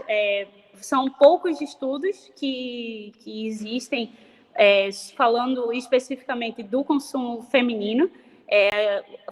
Encontramos muito comparações de estudos que falavam sobre homens e mulheres, o quanto o homem compra ao longo do ano e o quanto a mulher compra, ou até muitas vezes que falam só das mulheres como só de roupas femininas e por que as mulheres deixam de comprar, mas não falam exatamente o que a mulher está ali consumindo. E que, apesar de poucos estudos, ainda assim ela é tentada ser percebida como uma consumidora pelos questionários de entrevistas que a gente encontrou nos artigos. É uma temática que tem tendência a crescimento, ela não é uma temática nova, como a gente pôde ver, tem um artigo do ano de 2000, mas que realmente só encontramos mais artigos a partir do ano 2015, e que entender as propostas de marketing, entender quem são os nossos consumidores, indica uma boa proposta de marketing. Como implicação teórica desse estudo, a gente percebe que a mulher ainda é analisada sobre contextos específicos, como eu já falei anteriormente, e não como uma consumidora de forma geral, como uma mulher que vai estar ali para comprar o esporte. E como indicação teórica, a gente claramente indica mais estudos que busquem perceber esse consumo esportivo. E ainda indicamos, como uma indicação prática, aos gestores esportivos que conheçam melhor as características do público feminino para elaborar as estratégias, mas não reduzir as mulheres a estas características, e sim incluir essas características no processo de venda. E lembrando que quanto mais incentivo às práticas, mais... Parei de transmitir. Quanto mais incentivo às práticas, mais representatividade esse esporte ou qualquer outra prática também terá, e, consequentemente, mais consumo. Não está mais transmitindo para vocês, acho que teve algum problema com o meu computador, mas em seguida eu vou tentar transmitir de novo para vocês. Eu falo um pouquinho sobre as referências e muito obrigado, fico agora aberta às perguntas. Parabéns, Ana. Esse tema ele é muito especial. Eu vivenciei em 2016, quando eu ainda contribuía para a ESPN, um fenômeno de consumos femininos às avessas. Teve o desfile da apresentação da coleção de uniforme do clube, né, do Atlético Mineiro, e os homens todos paramentados, vestidos de cima a baixo, e as mulheres usando roupas ou adaptadas do masculino, ou seja, não era um enxoval feito para a mulher, era um enxoval feito para o homem, e a mulher estava ali objetificada, estava para poder tornar o ambiente mais, segundo eles, mais agradável, mais bonito. Naquela época, a minha esposa, que também é jornalista e blogueira da ESPN, ela escreveu um manifesto, e esse manifesto gerou um movimento contrário da torcida em cima dela, de linchamento, porque como assim você, mulher, está exigindo que o clube produza conteúdos para você consumir? Você está aqui, na verdade, mais para poder servir de enfeite.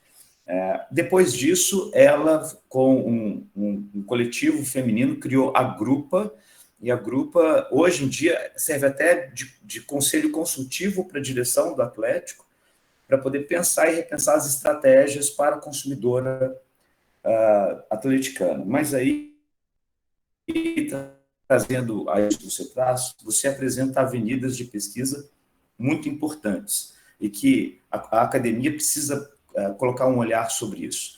Autoidentidade, quanto maior a autoidentidade, maior a intenção de compra. Isso é clássico da pesquisa. Esse ano eu apresentei no European Marketing Academy um artigo que eu mostro que quanto maior a intenção, quanto maior a autoidentidade, maior a intenção de compra e maior a inveja.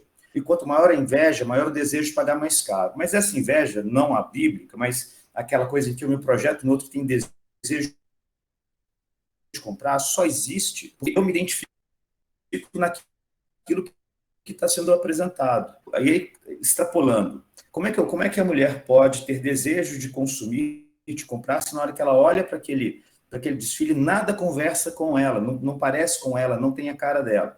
Não foi feito para ela, a silhueta não é dela.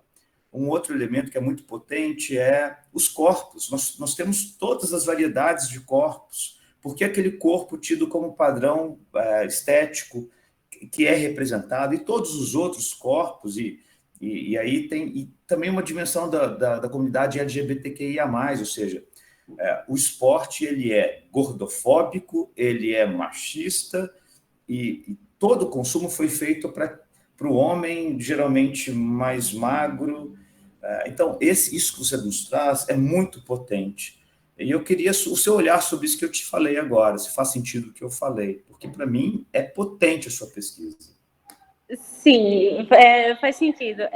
Esse é um estudo inicial do que vai ser a construção de uma dissertação, da minha dissertação.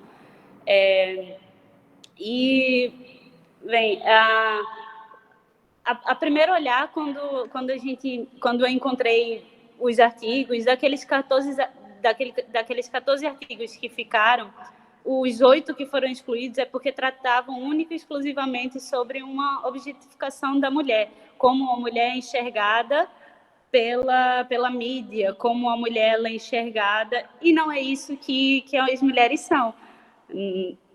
Pelo menos penso que não. E é um debate muito interessante. Eu, inclusive, cheguei a falar com a professora Cacilda. Era um relato um tanto pessoal, que é o time que eu torço, em Recife, quando tinha um patrocínio, os decotes das roupas normalmente eram maiores. E só quando houve uma troca de patrocinadores que esse decote diminuiu. Eu até cheguei a pensar que talvez seja uma preocupação com as mulheres torcedoras, mas, na verdade, era apenas uma característica do novo patrocinador, que as roupas normalmente realmente têm uma gola mais alta e não tinham tantos decotes. Inclusive, há muitos designs de roupas dos times mudam quando se vão para as roupas femininas. E isso é uma coisa que nos chateia muito, porque às vezes a gente quer um design específico e que a gente não vai encontrar, porque a roupa feminina não foi feita para aquele tipo de design. Ela foi feita para um design masculino e nem é para um tamanho XL, é para um tamanho ali M ou no máximo L dos homens que são um pouco mais fortes. Mas única e exclusivamente isso é o que eu enxergo. Bom, nós temos aí mais 1 minuto, se alguém quiser.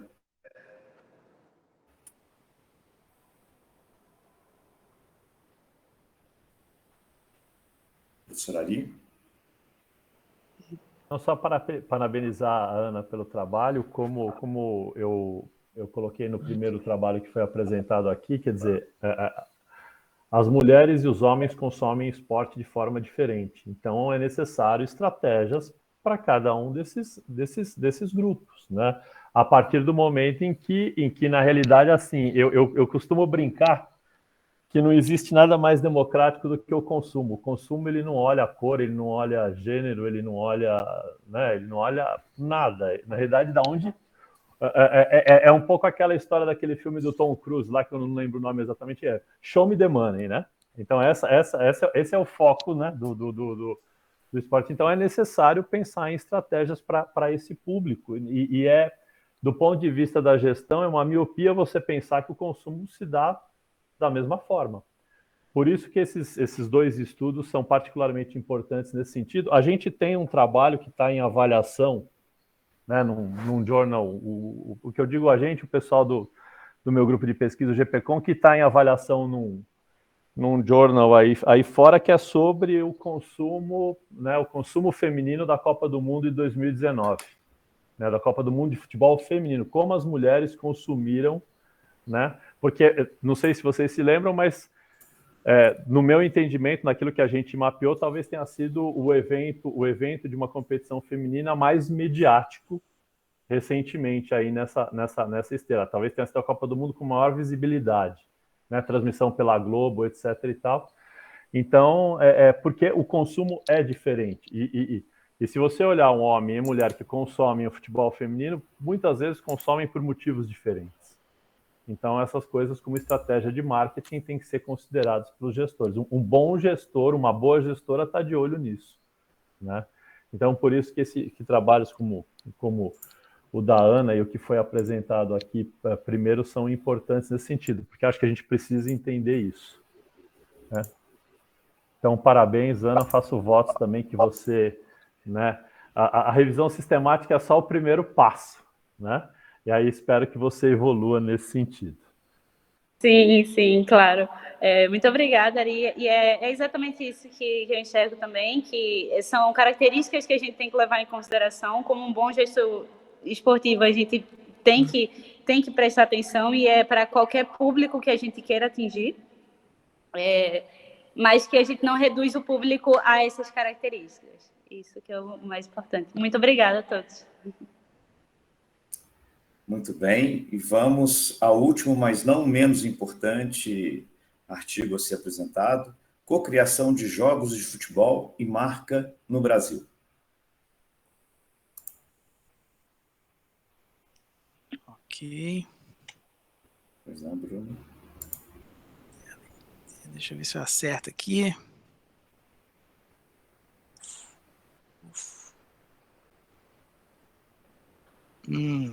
Eu estou no Google Chrome, talvez o Google Chrome não tenha permissão de gravar a tela. Gravar ou compartilhar? Ele está falando, não tem permissão para gravar a tela do seu computador. Acesse preferências do sistema. Eu vou ajustar isso agora.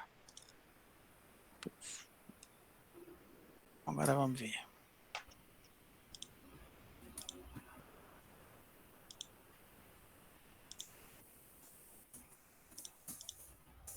Opa, de novo.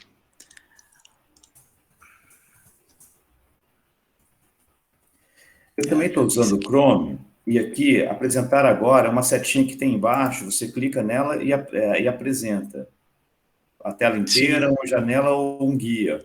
Então, deixa eu ver. Aqui é no MacBook, quando eu tenho que autorizar ele eu também a estou usando o Mac. passar. Eu também estou usando o MacBook e é igual, ou seja, se você estiver Sim. embaixo, você tem aí uma mãozinha assim, você tem na setinha que você clica apresentar agora.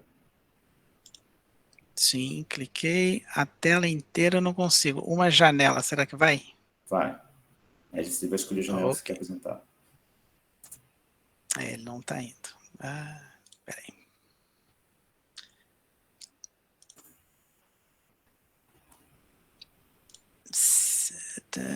Se eu abrir pelo Safari, será que ele vai? Talvez, Vai né? também. Uhum. Eu vou fazer isso agora.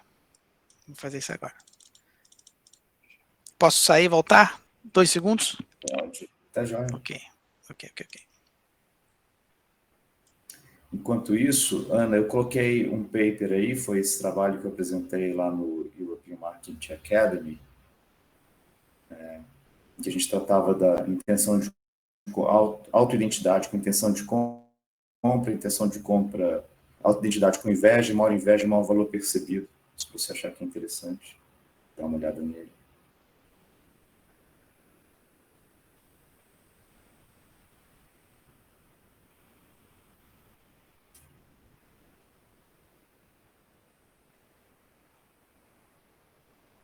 Apareceu.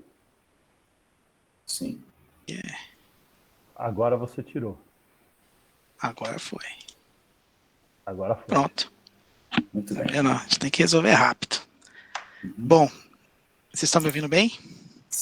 Sim. Ok, pessoal. Desculpa aí pelo erro. Vamos lá. Cocriação de jogos de futebol em marca no Brasil. Essa é a minha tese de doutorado. Estou aqui na Université Claude Bernard Lyon 1. Meu orientador é o professor Guilherme Baudet. Eu estou aqui no Laboratório de Vulnerabilidades e Inovação do Esporte e tenho hoje uma bolsa de doutorado pleno da CAPES. Indo rapidamente sobre a teoria sobre cocriação, Vaughan Lush apresenta em 2004 a lógica dominante dos bens, dos produtos, onde é essencial a troca dos bens, o valor, né? Não só o valor financeiro, mas o valor está incorporado nos produtos, é uma lógica dominada por transações, e ele apresenta nesse artigo a lógica dominante de serviços, né? Como novas perspectivas, que seriam os recursos intangíveis, o chamado cocriação de valor e relacionamentos.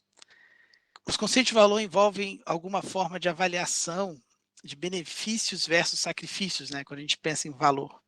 É aquela ideia de uma apreciação hedônica de um objeto de consumo. Agora, a criação de valor é um processo em qual o cliente ele se sente melhor em certos aspectos, né? Essa é uma teoria do Gromers, ou que aumente o bem-estar do cliente. Nessa imagem apresentada no artigo 2011, mostra que a esfera dos prestadores, né? Essa esfera dos clientes, e ele apresenta um conceito chamado valor em uso, né, que está aí nesse local, e que quem cria valor é o cliente, e que o prestador de serviço, ele oferece ele é um facilitador de valor, ele produz valor, mas ele faz uma proposta de valor, né, ao cliente final. Nessa imagem a gente vê que entre produção e criação de valor pelo consumidor, temos aqui uma interação, né? São plataformas de interação. E que durante essas interações diretas é que é criado valor pelo cliente. E se o cliente cria valor, o prestador de serviço, ele é o que produz valor, né? E assim o cliente também é um coprodutor de recursos, né? E que é fundamental a qualidade nessas interações para a cocriação de valor.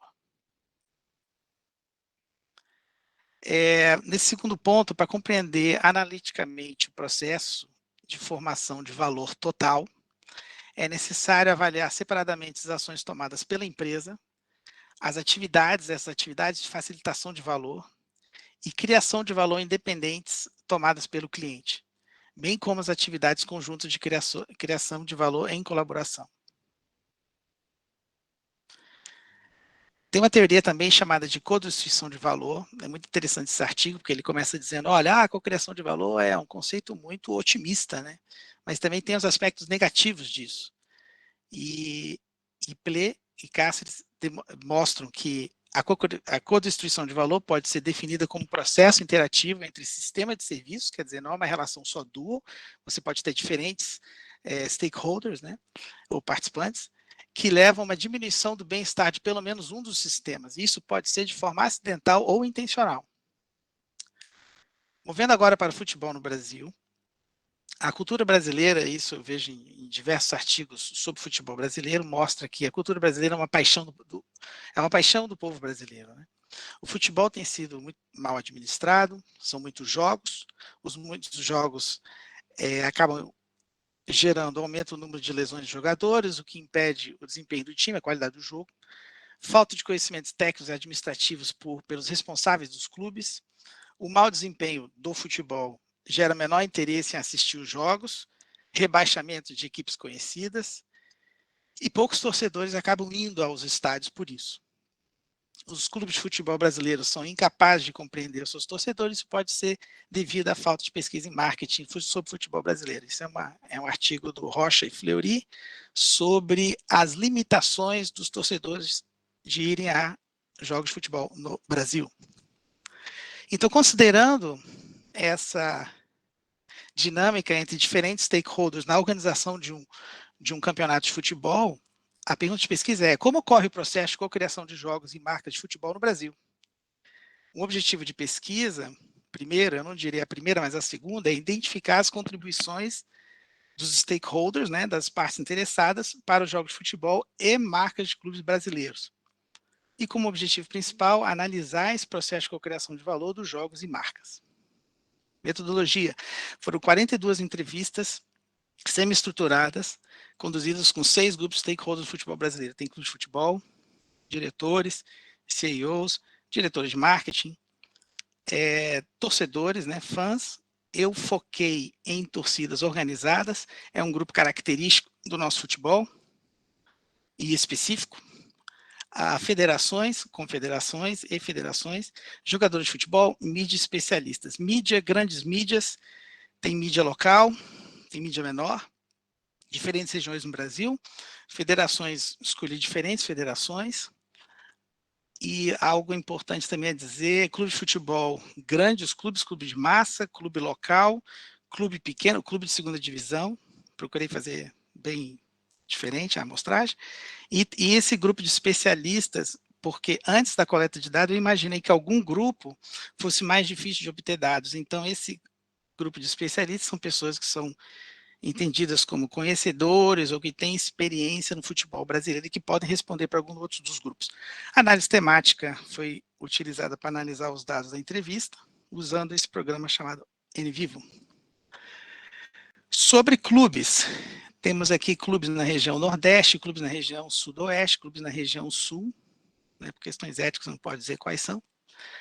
Metodologia, foi utilizado um guia de entrevista durante a coleta de dados, as entrevistas cobriram questões sobre interações entre stakeholders e as interações diretas, resultado dessas interações, os desafios, as experiências positivas, negativas, e como que as partes interessadas geriram essa participação.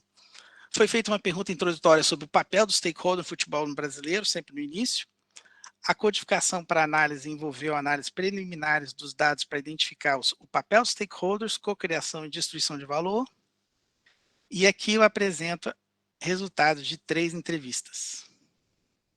De um diretor geral, CEO de um clube de futebol no Rio de Janeiro, de um diretor de uma torcida organizada no Rio de Janeiro, e um diretor de uma confederação brasileira, do futebol brasileiro.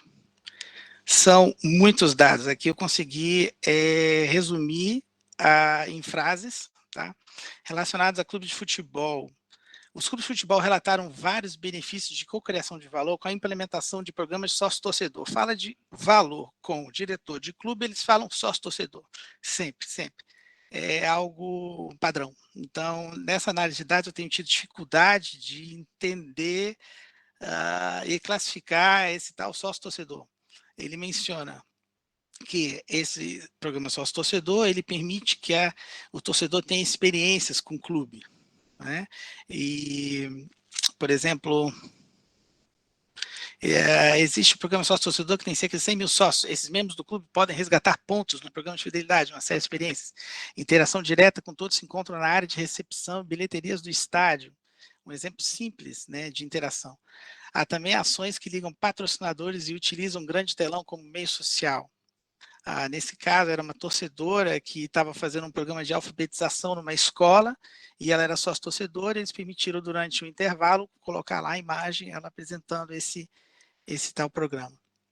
No que diz respeito à organização de jogos de futebol, especialmente atividades de segurança, existe um processo de codestruição de valor para os clubes causado por utilização indevida acidental de recursos. Nesse caso, por se tratar de uma pesquisa exploratória, é normal aparecerem outros stakeholders, né, outros participantes do futebol brasileiro. E aqui foi dita a segurança, que antigamente, no Rio de Janeiro, a segurança ela era feita, organizada, vamos dizer assim, né, por diferentes polícias, né? Você tem a polícia militar, você tinha a polícia específica do estádio, e não era muito bem organizado.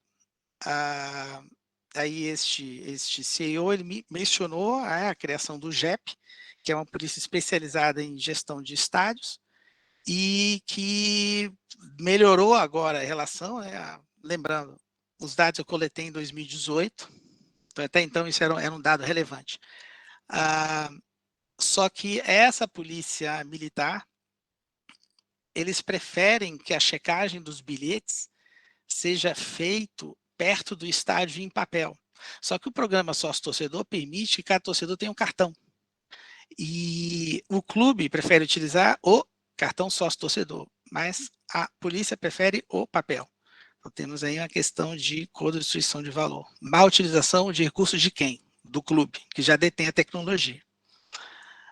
Resultado para fãs. A interação direta hoje, isso é a fala de um diretor de torcida organizada. A interação direta hoje em dia, penso eu, não é com a confederação, clubes e os atletas. Com o clube, a interação é bastante distante. Hoje em dia, dificilmente nos deixam ir lá. Também os jogadores, a relação é muito distante. Com a federação, ainda menos. A nossa relação ainda é pior. Resultado para os torcedores ainda. Para os grupos de torcedores, existe um processo de co-destruição de valor em relação à sua experiência no estádio, com a implementação de ajustamento comportamental.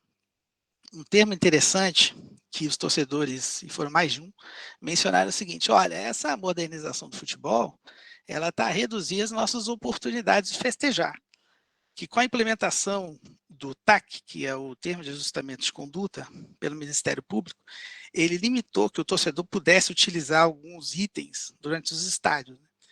E isso tem afetado muito a experiência dos torcedores. Como exemplo, aqui na França, o Paris Saint-Germain, a torcida, eles têm lá os sinalizadores, bandeira, instrumentos. Eu fiquei muito surpreso, eu assisti um jogo aqui, Estádio Lyon contra o Paris Saint-Germain, e era justamente na época que eu estava fazendo coleta de dados no Brasil. Então, bom, realidades diferentes. Isso é uma realidade hoje no nosso futebol no Brasil. 3 minutinhos. Obrigado. Nas relações às federações, as mídias apresentaram o processo de cocriação de valor, desempenhando o papel de emissora e apresentador, produzindo o seu próprio look and feel na televisão. Por outro lado, existe um processo de co-destruição de valor para as federações, que são os atuais líderes das principais ligas de futebol brasileiras. Aqui na questão, até então, o principal cliente da Confederação Brasileira de Futebol, a emissora de TV em questão, ela faz a transmissão, e não só a transmissão, mas ela detém o poder de mostrar o que ela quiser para na televisão, o chamado look and feel, que é o que você vê no jogo, que é a marca, o score, né, os resultados e tudo mais. E esse diretor estava dizendo, olha, a gente precisa novamente obter controle sobre isso, porque a marca ela é da Confederação Brasileira de Futebol e não da emissora de TV. O final da tese, a ideia é mostrar que cada papel de stakeholder, né, as joint activities, as atividades conjuntas, fazer o mapeamento disso, dizer a natureza dessa, se é uma cocriação, se é uma co-destruição, o resultado dessas atividades conjuntas, para depois poder inferir resultados a partir de cada uma dessas atividades conjuntas.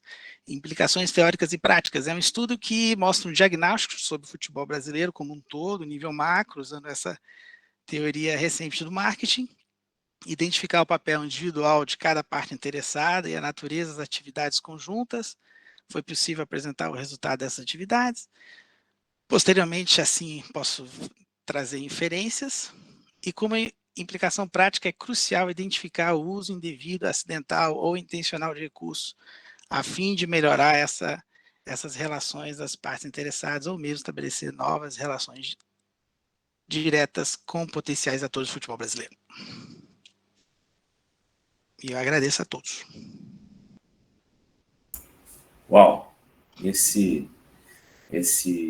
olhar, Bruno, ele está muito potente da cocriação e da co-destruição. Cocriação e coprodução tem uma literatura que busca distinguir os dois, ainda não há um consenso. E a co-destruição está muito potente, você ilumina alguns desses caminhos. Talvez através da co-destruição aconteça o surgimento de novos fenômenos, de novos olhares. Lendo o seu trabalho, eu fiquei bastante interessado em ver de que maneira você vai trazer essas mensurações, esse esse universo, esse ecossistema da gestão especial do futebol precisa desse olhar. Eu queria fazer uma provocação através de um olhar que talvez nós estejamos vivenciando agora, de co-destruição para cocriação de um novo esporte, ou de uma nova experiência de esporte. O futebol, ele é o esporte mais popular no Brasil. E quando a gente pensa popular, é de consumos populares, onde o indivíduo consome aquele entretenimento no afã de o seu clube de futebol trazer toda a sua ancestralidade, territorialidade, mas também no desejo de ser representado em campo e fazer frente às suas frustrações, às suas dificuldades, aos seus medos do dia a dia, e o futebol traz esse alívio ou esse escape. Muito bem, é o esporte mais popular. Mais da metade dos brasileiros que trabalham ganham menos de um salário mínimo. Para você poder ascender a um programa sócio-torcedor, por mais barato que ele seja, ele vai ser algo em torno de 30, 40 reais. Vamos colocar aí que seja 30 reais. Para eu poder ascender ao programa sócio-torcedor, que vai me dar a oportunidade de comprar ou não um ingresso, que aí tem mais um incremento, mais um sacrifício financeiro para eu poder comprar, eu preciso ter smartphone e banda larga. E preciso ter cartão de crédito.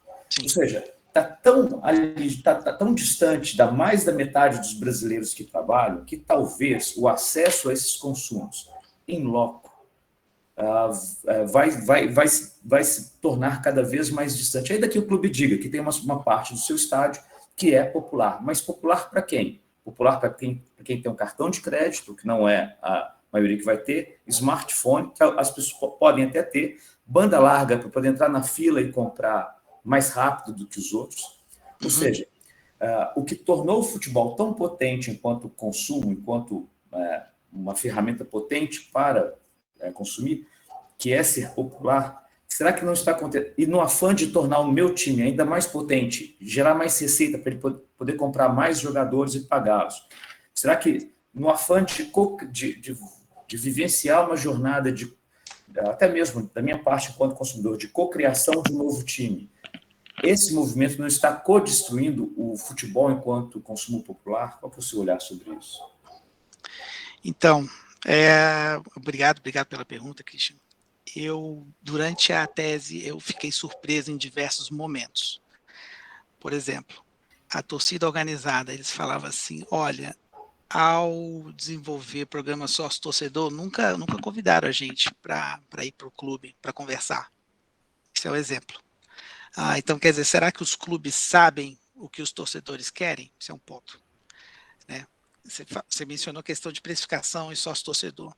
Existe uma empresa baseada em Malta, chamada Sócios.com, que eles lançaram agora os Fan Loyalty Tokens. Né? Um token custa 1,7 euros. 1,7 euros são 12 reais.